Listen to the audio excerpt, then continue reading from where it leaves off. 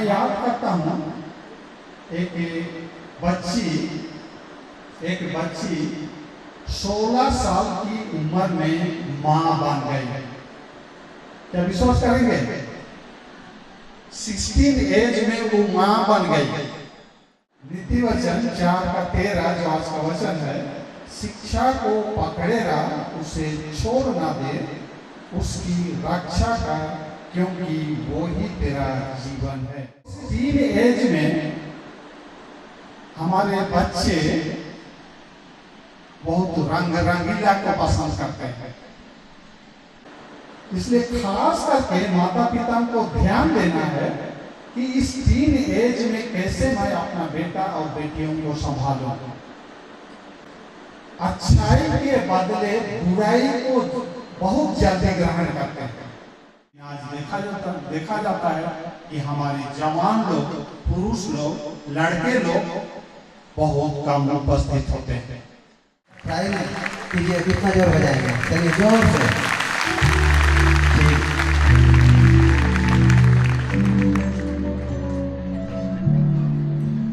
मेरी ओर से आप सबों को एक साथ यीशु साहब,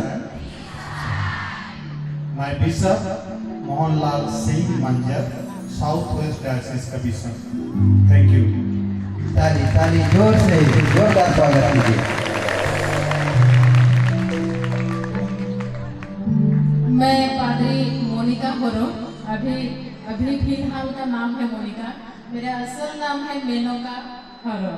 और तो बहुत कोई मेनका से भी जानते होंगे, बहुत कोई अभी मोनिका से जान रहे हैं। तो मैं कुत्रा पास्टोरेट का असिस्टेंट चेयरपर्सन। आप सबों को हमारी कुत्रा पास्टोरेट की ओर से यीशु सहाय। आज के हमारे मुख्य अतिथिगण हैं और मुख्य वक्ता भी हैं। हम इन दोनों सर और मैडम के द्वारा हम लोग आज प्रवचन को हम लोग सुनेंगे। आइए हम लोग आगे जाएंगे। सबों को यीशु सहाय। मेरा शुभ नाम है Krist Karanpur, south west diocese Rajnapur के ट्रेजरर। यीशु सबों को धन्यवाद, शुभकामना।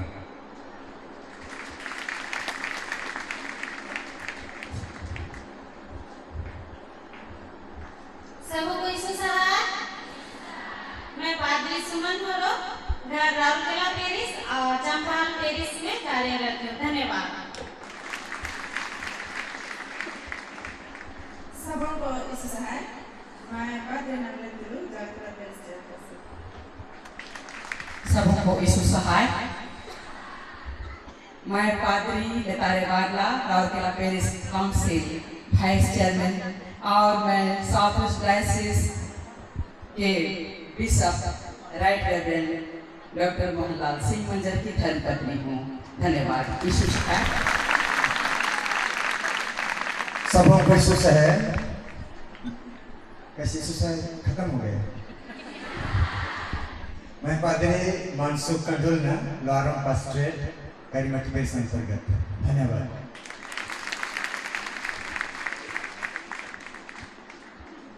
सबों को यीशु सहाय। मैं पादरी चौहास लकड़ा, डीएफ चर्च राउरकेला पेरिस का चेयरमैन हूँ। धन्यवाद। मेरा शुभ नाम है पादरी विजय लकड़ा। मैं जीएल चर्च करीमठ पेरिस काउंसिल का चेयरमैन हूँ, साथ में south west diocese mission field supervisor. सबों को यीशु सहाय। प्रेमी है कोई नहीं, प्रेमी मसीह के प्रेम बराबर, प्रेमी है कोई नहीं। प्रेमी मसीह के प्रेम बराबर, प्रेमी है कोई नहीं। प्रेम बनाओ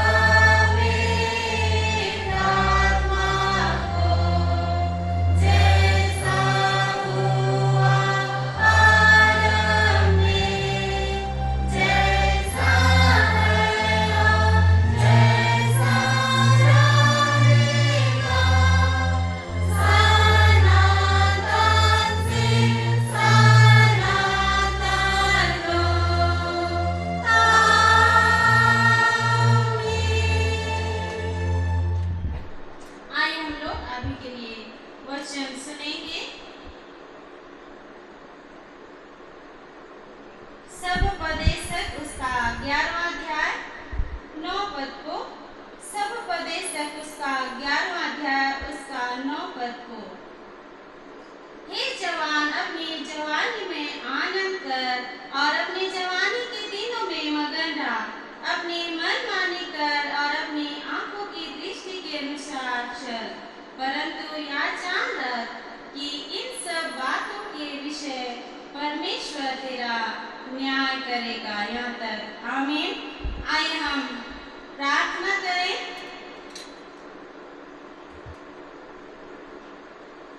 हे सर्वशक्तिमान परमेश्वर दयालु पिता, हम तुझे धन्यवाद देते हैं कि तूने बीते समय में हम हर एक को सुरक्षित रखा, हर एक प्रकार के संकट विपत्ति से हमें संभाला और हमें आज बहुत सारे रुकावटों के बावजूद भी 5वें वार्षिक युवा सम्मेलन में हमें यहाँ ले पहुँचाया है और हम सभी तेरी महिमा कर पाते हैं। तुझे धन्यवाद देते हैं, तूने हम हर एक को अपनी दयाशीष को दिया है। हम तुझसे प्रार्थना करते हैं, हमारे सारे पाप दोष अपराध गुनाहों को दया से क्षमा कर और हमें तू अपनी पवित्र लोक से धो और शुद्ध और पवित्र कर। हम तुझसे प्रार्थना करते हैं, आज के जो सम्मेलन में जितने भी कार्यक्रम है उसमें जो भी विषय वस्तु है उसमें तो अगुवाई सहायता कर। जो भी अगुवाई करते हैं उन्हें भी तू आशीष कर कि वे तेरी सहायता से अच्छी रीति से उसे करने पाए। और आज के मौसम के लिए भी तुझसे प्रार्थना है, आज के मौसम को इस कार्यक्रम के अनुकूल बना ताकि सभी कुछ सफलता पूर्वक तेरी अगुवाई में होने पाए। हम आज के जो मुख्य वक्ताएं हैं उनको भी तेरे पवित्र हाथों में सौंपते हैं। तो अपनी दयाशीष उन्हें दे और उन्हें अगुवाई कर तेरे दयाशीष के साथ वे हमें तेरे वचन को सुनाने सके, सिखाने सके। और जितने भी यहाँ जवान ज्योतियाँ हैं, जितने भी अभिभावक हैं, सभी कोई उसके द्वारा आशीषित होने पाए। हम तुझसे प्रार्थना करते हैं। सड़क दुर्घटना का सामना वे किए हैं परमेश्वर पिता और उन्हें चोट लगी है, तो उससे प्रार्थना है उनके ऊपर अपनी दयाशीषों को दे और उनके संग होकर उन्हें समय की पूर्णता में सुस्वर जीवन को प्रदान कर।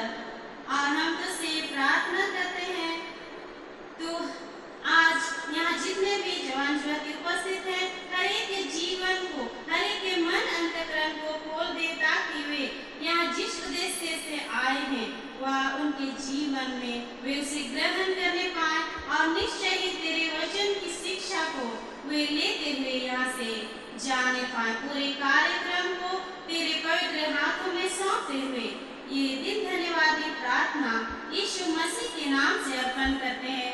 सुन और स्वराज में ग्रहण कर ले। आमीन।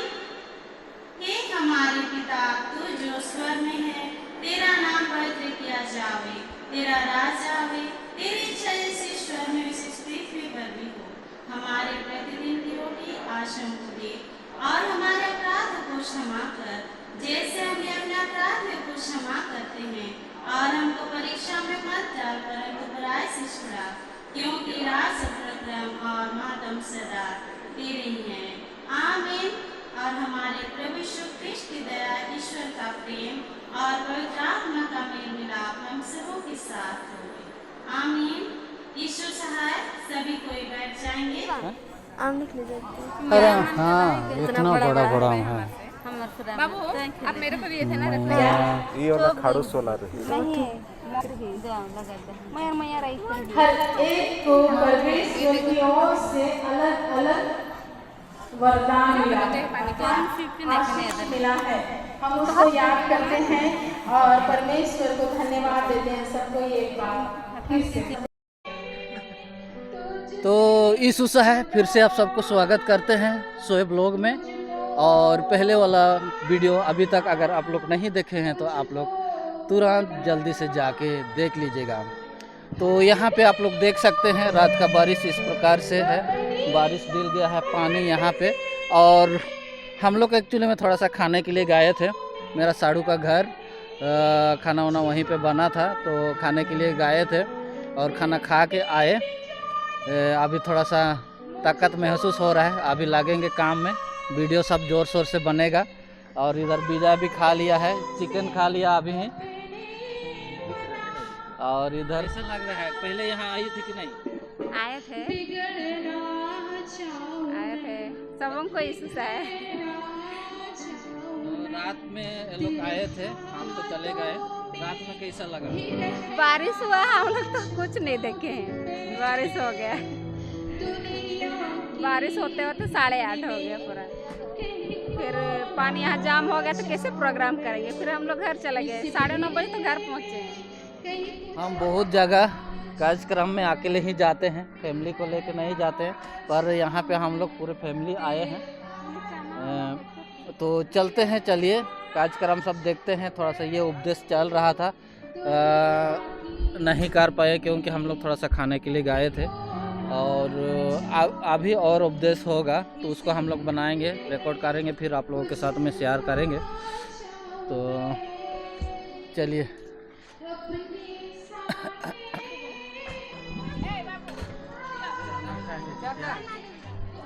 प्रकाशन में आने से पहले हम वचन पर ध्यान दें। पॉम्पलेट में लिखा हुआ है नीति वचन 4:13, नीति वचन 4:13, और वह वचन संक्षेप में दिया गया है, शिक्षा को पकड़े रख उसे छोड़ ना दे। शिक्षा को पकड़े रख उसे छोड़ ना दे।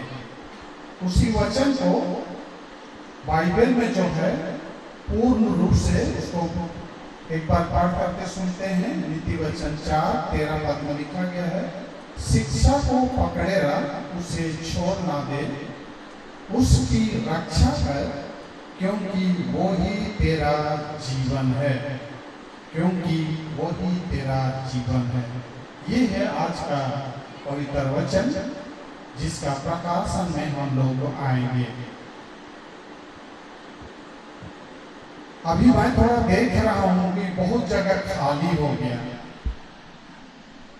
ब्रेक में चले गए, बहुत कोई उठे रह गए, नहीं लौटे, तभी कहेंगे पूरा हाउसफुल था, लेकिन अभी खाली हो गया। एक बार तभी का स्पीच में मैं देख रहा था, आप लोग बहुत ही ध्यानपूर्वक सुन रहे थे, और मैं धन्य मानूंगा कि कोई भी मोबाइल से नहीं खेल रहे थे। सबसे अपना नोटबुक बाइबल खोल करके ध्यान से सुन रहे थे, नोट डाउन कर रहे थे। मोबाइल से कोई जवान युवती नहीं खेल रहे थे। और अभी मैं यही उम्मीद करूंगा सब कोई अपना अपना मोबाइल को बैग में डाल दें, चाहे थोड़ा करें, कोई मोबाइल से नहीं खेलेंगे। और जो मोबाइल से खेलेंगे मैं देख लूंगा, उसको खड़ा करूंगा। मोबाइल से खेलते हुए देखूंगा तो खड़ा कर लूंगा। आइए हम लोग आज के पवित्र वचन की ओर ध्यान आकर्षित करेंगे। मैं सवाल पे सवाल पूछता चला जाऊंगा, सवाल पे सवाल पूछता चला जाऊंगा, और सवाल से ही शुरू करना है। इस्राएलियों का सबसे पहला राजा का क्या नाम था? इस्राएलियों का सबसे पहला राजा का क्या नाम था? जो बोलेंगे थोड़ा हाथ उठाएंगे। बहुत सारा सवाल है ना? साउल। अच्छा, साउल के बाद कौन आए थे? साउल के बाद कौन राजा आए थे? दाऊद। दाऊद के बाद सुलेमान। सुलेमान के बाद कौन आए थे? कौन बोलेंगे हाथ उठाएंगे? कोई है?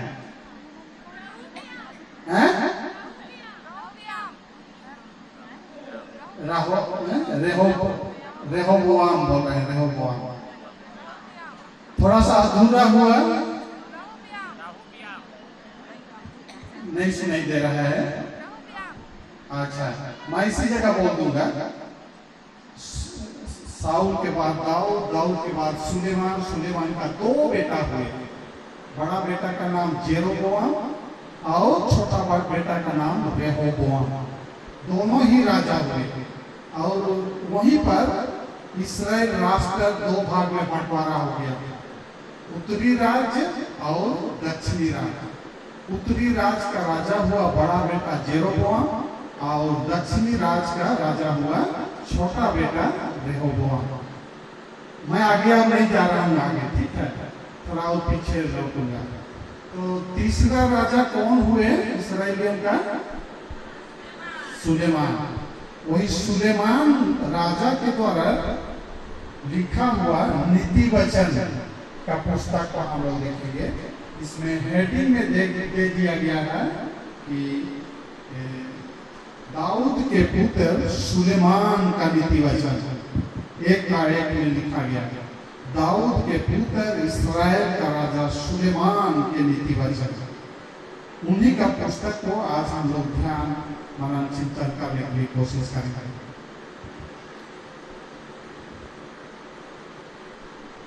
प्यारे जवान युवती लोग, क्या आप जानते हैं कि बाइबल का 5 किताब जो होता है उसको एक खास नाम दिया जाता है। 5 किताब जो है बाइबल में, कितना किताब है टोटल? 66 ना, 66।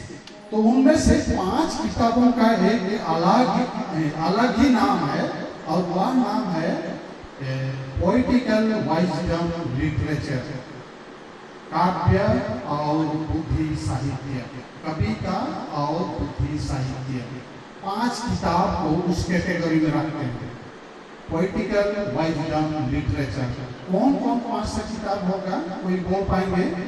मैं कई बार बोला हूँ अनेक जगह में, कोई बोलेंगे? हाथ नहीं उठेगा। अच्छा, 5 किताब नोट डाउन कर लीजिए। आयुब, भजन संहिता, नीति वचन, श्रेष्ठ गीत और विलाप गीत। आयुब, भजन संहिता, नीति वचन, श्रेष्ठ गीत और विलाप गीत।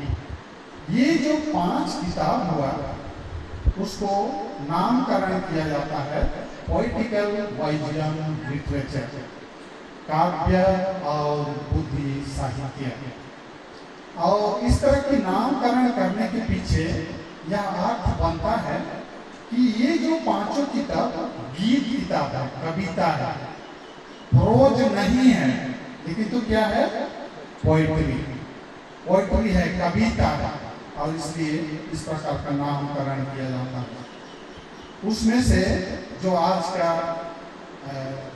पाठ वचन, नीति वचन, कविता भाग में आता है, पोइटिकल वाइजडम लिटरेचर का अंतर्गत में आता है। और इस नीति वचन को अगर हम ध्यान करेंगे, इसमें 31 अलग अलग गीत है, 31 हिम्स है, जिसको अध्याय नहीं कहा जाता है, लेकिन तो एक एक गीत है। 31 गीत है इसमें, 31। और इन सारे गीतों को अगर देखा जाए तो अलग अलग विषय वस्तु का गीत है, एक ही प्रकार का गीत नहीं है, अलग अलग प्रकार का गीत है।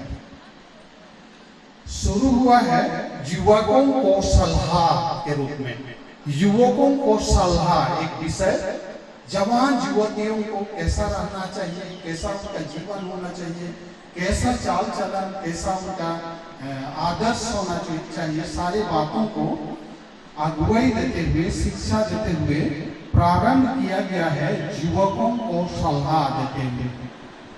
अगला विषय मिलेगा कि बुद्धि के लाभ, बुद्धि के लाभ, कैसा ज्ञान और बुद्धि का लाभ होता है, प्राप्त होता है, उस विषय में दिया गया है। अगला विषय मिलता है हम लोगों को व्यभिचार के विरुद्ध चेतावनी, व्यभिचार नहीं करना है, और उस व्यभिचार के विरोध में चेतावनी दिया गया है कि मनुष्य जाति को, जवान युवतियों को व्यभिचार नहीं करना है। अगर कोई व्यभिचार करता है तो उसका क्या प्रतिफल होता है, क्या दंड दिया जाता है, उन विषयों को दिया गया है। अन्य विषय का चेतावनी भी दिया गया है, अन्य चेतावनी है। और अगला विषय होता है बुद्धिमानी और मूर्खता, दोनों को तुलनात्मक रूप से दर्शाया गया है। बुद्धिमानी व्यक्ति और मूर्खता, मूर्ख व्यक्ति, कंपैरिजन करते हुए दर्शाया गया है। आगे है सुलेमान का नीति वचन। अगला विषय है राजा को भी सलाह दिया गया है, राजा को सलाह। और अंत में आदर्श पत्नी, इन सारी विषयों को इस सुलेमान का नीति वचन में लाया गया है। तो आज हम लोग चौथा गीत को देखने के लिए प्रयास करेंगे और उसका 13 पद को। चौथा गीत अगर धर्मशास्त्र खोले तो वहाँ हेडिंग दिया गया है बुद्धि के लाभ, बुद्धि के लाभ। ये है चौथा गीत का शीर्षक। और इस भाग में खास करके बुद्धि, ज्ञान, शिक्षा कैसा प्राप्त होता है, किन किन स्रोतों से मिलता है और उसको कैसा इस्तेमाल करना चाहिए, सारी बातों को यहाँ चौथा गीत में दर्शाया गया है। आइए हम लोग 31 पद को ध्यान दें जो आज का मूल वचन है। शिक्षा को पकड़े रख, उसे छोड़ ना दे। मैं क्या बोला? 31 उल्टा मैं पढ़ दिया ना। नीति वचन 4 का 13 जो आज का वचन है, शिक्षा को पकड़े रख, उसे छोड़ ना दे, उसकी रक्षा कर, क्योंकि वो ही तेरा जीवन है। शिक्षा जिसको हम लोग कहते हैं एजुकेशन,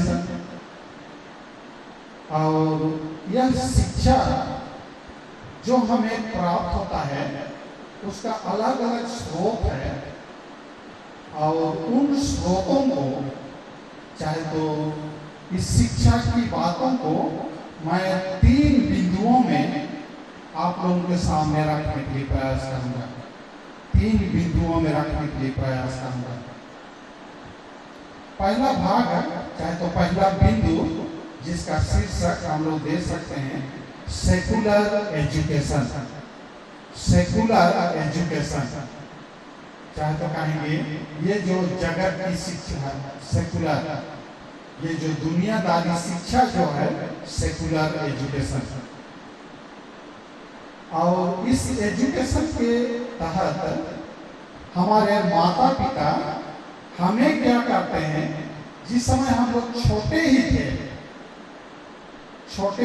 जिस समय 5 इयर्स के थे या तो 6 इयर्स 7 इयर्स के थे, उसी समय हमारे माता पिता हमें स्कूल में हमारा नाम को दर्ज किए, स्कूल में नाम लिखा दिए। कितने कोई LKG से शुरू किए, कितने कोई स्टैंडर्ड 1 से, पहला क्लास से हम लोगों का एजुकेशन शुरू हुआ। स्कूल की शिक्षा, सेकुलर एजुकेशन जिसको मैं कहता हूँ, स्कूल की शिक्षा। और यह शिक्षा जो है स्टेप बाय स्टेप, प्रति वर्ष एक सीढ़ी को तय करना होता है। एक सीढ़ी को हम लोग तय करते हुए आप तक पढ़ते आए हैं। पहला क्लास के बाद दूसरा क्लास, दूसरा से तीसरा, चौथा, पांचवा, ऐसा प्रति वर्ष एक सीढ़ी हम लोग चढ़ते आप तक जो हमारा एजुकेशन है उतना दूर तक हम लोग पहुंचे हुए हैं। और हमारा एक लक्ष्य बन जाता है, एक उद्देश्य बन जाता है कि मैं एक दिन पढ़ूं लिखूं और एक अच्छा नौकरी करूं, रेस्पेक्टेड पोस्ट मुझे मिले, अच्छा वेतन मिले, जिससे मेरा और मेरा परिवार का मैं देखभाल कर सकूं। यही तो हमारा लक्ष्य और उद्देश्य होता है। और उस सीढ़ी को हम लोग एक स्टेप आगे बढ़ते उस मंजिल की ओर बढ़ते चले जाते हैं, उस मंजिल की ओर बढ़ते चले जाते हैं। वचन में जो हमें दिया गया है, शिक्षा को पकड़े रहा उसे छोड़ ना दे। शिक्षा को पकड़े रहा उसे छोड़ ना दे। इस सेकुलर एजुकेशन में जो हमारा कैरियर का स्थापना करता है, सेकुलर एजुकेशन हमारा जीवन का स्थापना करता है, हमें उस मुकाम या मंजिल तक ले आता है और हम अपना कहेंगे अपना कदम को स्थिर रख पाते हैं। अच्छा नौकरी मिलता है, रेस्पेक्टेड पोस्ट में मिलता है, अच्छा वेतन मिलता है, वहां तक पहुंचने के लिए हमारा एक लक्ष्य और मंजिल होता है।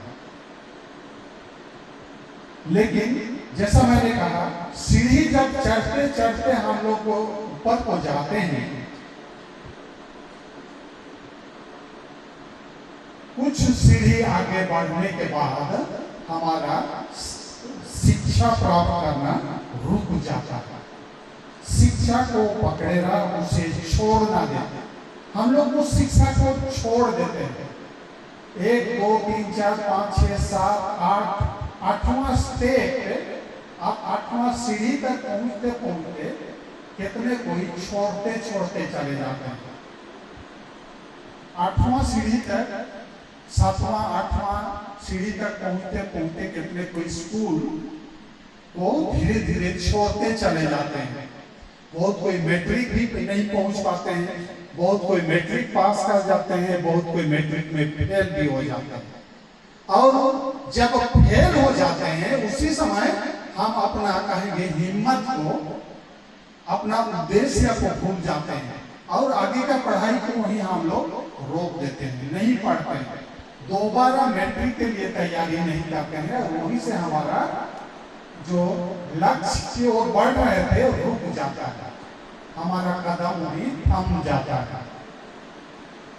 बहुत कोई मैट्रिक पास करते हैं, +2 में ज्वाइन करते हैं, +2 पढ़ते हैं, +2 के बाद कितने कोई आगे बढ़ पाते हैं, कितने कोई नहीं बढ़ पाते हैं। और उसी आसपास में मैट्रिक +2 उसी आसपास में हमारा कदम डगमगाने लगता है और हम लोग शिक्षा को छोड़ देते हैं, आधा अधूरा ही रह जाता है। उस लक्ष्य को, उस मुकाम तक पहुंचने के लिए तो हमें बहुत सारा सीढ़ी तय करना था, लेकिन उस मंजिल तक पहुंचे बगैर हम अपनी शिक्षा को वहीं त्याग देते हैं, छोड़ देते हैं। और इसके पीछे ढेर सारे कारण हैं। माता पिता चाहते हैं कि मेरा बेटा मेरा बेटी बढ़िया से पढ़े लिखे, अच्छी अंकों के साथ उत्तीर्ण हुए, अच्छा ग्रेड मिले, फर्स्ट क्लास में पास हुए, अच्छा नौकरी करे। ये हर एक माता पिता का एक ख्वाहिश होता है, एक इच्छा होता है। और वे लोग देखना चाहते हैं कि मेरा बेटा मेरा बेटी उस मुकाम तक पहुंच पाए। लेकिन माता पिताओं का सोच, उन लोगों का लक्ष्य सब टूट जाता है, सब टूट जाता है और हम शिक्षा को त्याग दे देते हैं। हम आगे बढ़ नहीं पाते, लेकिन हमारा पांव इसी कहेंगे सांसारिक बातों में खो जाता है और हमारा पढ़ाई वहीं रुक जाता है। शिक्षा प्राप्त करने की जो एक स्रोत था, कहेंगे एक मार्ग था, उस मार्ग से हम लोग भटक जाते हैं। इसके पीछे कई कारण है। पहला कारण तो यह है कि टीन एज कहने पर क्या होता है, कितने कोई टीन एज सुने हैं? टीन एज जो लोग सुने हैं जानते हैं, थोड़ा हाथ उठाएंगे तो क्या को टीन एज कहते हैं? बहुत कम हाथ उठ रहा है। अच्छा, जो लोग हाथ उठाए हैं आप लोग धन्य हैं, जानते हैं। टीन एज उसी को कहते हैं, हमारा उम्र जब 10 से आगे अंग्रेजी में काउंट करेंगे तो कैसा होगा? 10, 11, 12, 13 वहाँ एंडिंग क्या हो गया? 3 हो गया ना।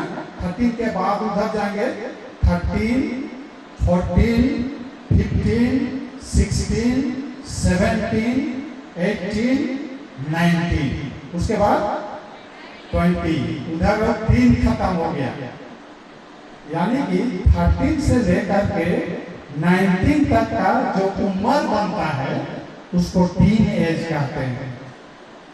टीन एज कहते हैं। और इस टीन एज में हमारे बच्चे बहुत रंग रंगीला को पसंद करते हैं। अच्छा अच्छा कपड़ा पहनना, बालों को बहुत स्टाइल से गूंथना। बहन आप मोबाइल से बात कर रही है? अच्छा, मैं एक्सक्यूज कर दिया, नहीं तो आपको खड़ा करके नाम पूछे रहता। अच्छा, तो मैं क्या बोल रहा हूँ, टीन एज जो है हमारे बच्चों को बना सकता है, बिगाड़ भी सकता है। लेकिन इतना खतरा है, इसी जगह हमारे बच्चे अगर संभाल नहीं पाए, माता पिता ध्यान नहीं दिए अपने बेटा बेटियों को इस टीन एज तक, अधिक संभव है बेटा और बेटी लोग बिगड़ जाए। इसलिए खास करके माता पिता को ध्यान देना है कि इस टीन एज में कैसे मैं अपना बेटा और बेटियों को संभालूं, कैसे उन्हें अच्छा मार्ग दिखाऊं, कैसे प्रभु की शिक्षा में आगे बढ़ाऊं और उनका जीवन को सजाऊं और संवारूं। इस बात को माता पिता को विशेष ध्यान देना पड़ता है। और इस एज में जैसा मैंने कहा, हमारे बच्चे रंग रंगीला को पसंद करते हैं। अच्छा अच्छा पहनना, ओढ़ना, घूमना फिरना, बाजार जाना, शहर घूमने जाना, तरह तरह की रंग रंगीला चीजों को वे लोग पसंद करते हैं।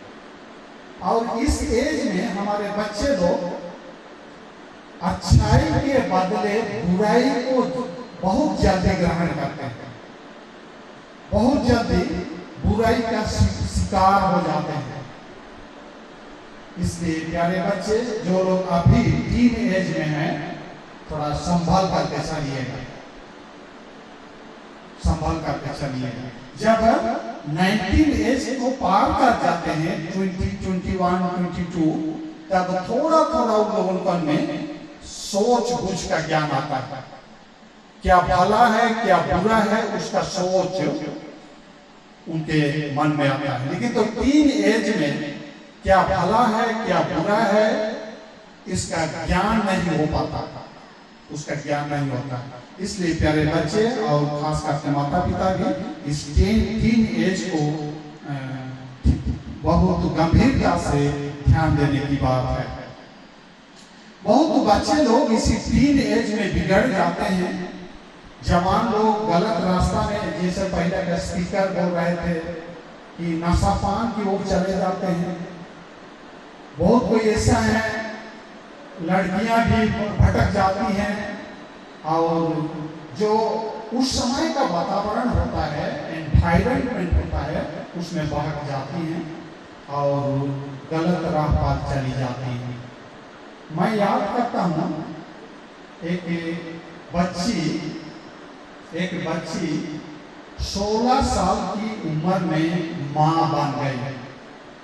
क्या विश्वास करेंगे? 16 एज में वो माँ बन गई और वह भी शादी किए बिना शादी किए 16 उम्र में वो माँ बन गई और एक बेटी को जन्म दी।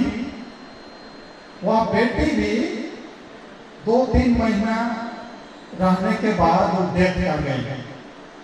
डेथ कर जाने के बाद वह माँ जो 16 साल में माँ बनी थी, लड़का के घर तो चली गई थी, लेकिन तो अपना बेटी का डेथ हो जाने के बाद फिर से लड़का को छोड़ दी।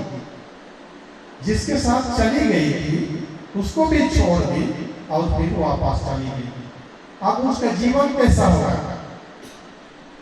उसका जीवन कैसा होगा?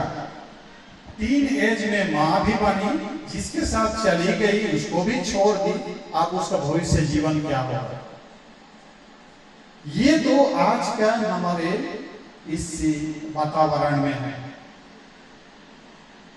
जिसमें हमारे टीन एज के जवान युवती लोग भटक जाते हैं, गलत मार्ग में चले जाते हैं और शिक्षा वहीं समाप्त हो जाता है, उन लोगों का खत्म हो जाता है। और माता पिता का जो ख्वाब था कि मेरा बेटा या बेटी अच्छी तरह से पढ़ लिख जाए, एक अच्छा नौकरी करे, उनका सपना टूट जाता है, चकनाचूर हो जाता है। इसमें क्या माता पिता बहुत खुश होते हैं इस बात में? नहीं ना, बहुत माता पिताओं को बहुत दुख लगता है, बहुत ठेस लगता है। प्यारे जवान युवती लोग इस बात का ध्यान देंगे और कभी अपने माता पिताओं को दुख देने के मार्ग में ना जाए, अपने आप को संभाल करके चलें, शिक्षा को न्याय करें।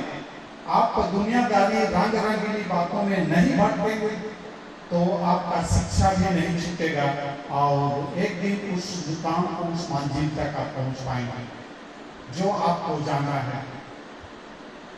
अच्छा नौकरी, अच्छी कमाई, जिसमें आप और अपने परिवार को बहुत खुशी और अनंता के साथ लालन पालन कर सकेंगे और कादिसिया को भी अधिक से अधिक ही दान दे करके सहयोग दे सकेंगे।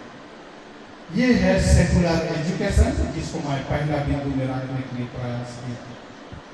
दूसरा पॉइंट में आएंगे, वह है रिलीजियस एजुकेशन, धार्मिक शिक्षा। रिलीजियस एजुकेशन, धार्मिक शिक्षा। जैसा मैंने कहा, सेकुलर एजुकेशन तो बिल्ड्स कैरियर का स्थापना करता है, लेकिन ये जो दूसरा पॉइंट है, रिलीजियस एजुकेशन बिल्ड्स कैरेक्टर और स्पिरिचुअलिटी। ये जो दूसरी प्रकार का शिक्षा, रिलीजियस एजुकेशन, ये आपका चरित्र का निर्माण करता है, आपका आचरण का निर्माण करता है। दूसरी प्रकार की शिक्षा, और इस शिक्षा का प्रारंभ हम संडे स्कूल से करते हैं। संडे स्कूल से, संडे स्कूल टीचर्स हमें शिक्षा देते हैं। उसी शिक्षा के क्रम में हम लोग आगे बढ़ते हैं। बढ़ते बढ़ते अनेक ऐसा प्लेटफॉर्म हमें मिलता है, ऐसा सम्मेलन के नाम से, सेमिनार के नाम से और तरह तरह की ऐसा जो धार्मिक कार्यक्रम होता है, सारी धार्मिक कार्यक्रम के माध्यम से हमें धार्मिक शिक्षा मिलता है। और साथ ही साथ हम लोग जो अपना गांव टोला में रहते हैं, अपने मंडलियों में रहते हैं, जिसमें टोला समाज होता है, संडे चर्च सर्विस होता है, ये सब बहुत अच्छा प्लेटफॉर्म है जहां हमें रिलीजियस एजुकेशन, धार्मिक शिक्षा प्राप्त होता है।